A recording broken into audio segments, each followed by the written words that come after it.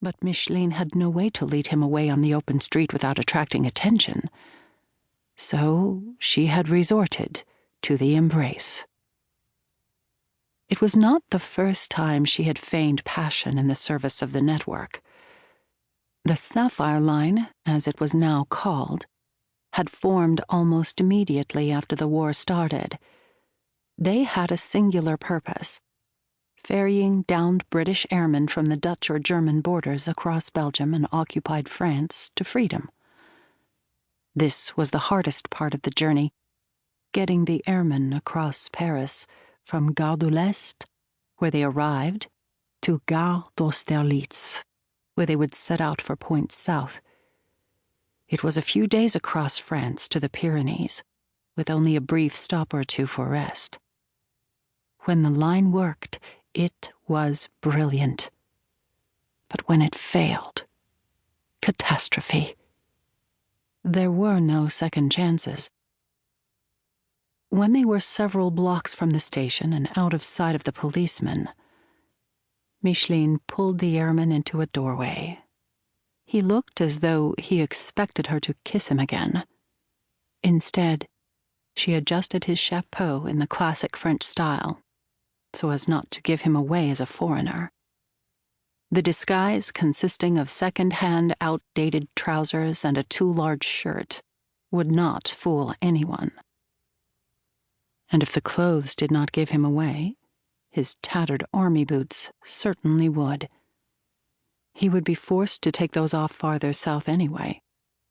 The evacuees tied their shoes around their necks and replaced them with alpargates, the strong-laced sandals necessary for crossing the Bidasoa River into Spain. "Where are you from?" Micheline demanded.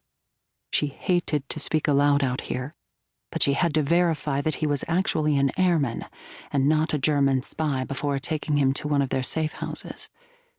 If the line was infiltrated even once, it would spread like a cancer, and the entire network would be gone. The airman paused, his trained instinct not to answer. "Ely, in Cambridgeshire." "What is the most popular movie in Britain right now?" He thought for a second. 49th Parallel. "Good. What type of plane were you flying? How many men?" "Halifax. 6. I don't know if the others made it." There was a choke in his voice. "I'm sorry." There were a half-dozen other questions she wanted to ask to verify his identity, if only there was time. But they had to keep moving. "Come." She started walking again, more briskly now, savoring the familiar surge of adrenaline that rushed through her as she led the airmen to safety. Though just 23 years old, Micheline had risen quickly to the top of the network, and she seldom got to undertake rescues herself anymore, instead overseeing operations from her headquarters in Brussels. But the job was fluid and changing. Sometimes, like now, when the mission called for it and there was no one else, she had to jump in.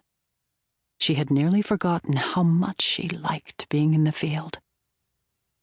As the bell of the church of Sainte-Chapelle tolled 11, Micheline calculated mentally, judging the best way to protect the airmen for the night. They had already missed the rendezvous with the contact at the hotel who would have hidden him. Paris was the most dangerous segment of the escape line. But it was often necessary because so many of the trains ran through the French capital. An airman could not simply be dropped at Gare de l'Est and be expected to make his way across the city to the southern stations where the trains left for Lyon or Marseille. No, he had to be individually ferried through the back streets and alleys by someone who knew the city and how to avoid the security checkpoints, and who spoke impeccable French in case they were stopped and questioned. When they reached the banks of the Seine, Micheline led the airmen across the Pont au Change and into the shadowy alleyways of the left bank, clinging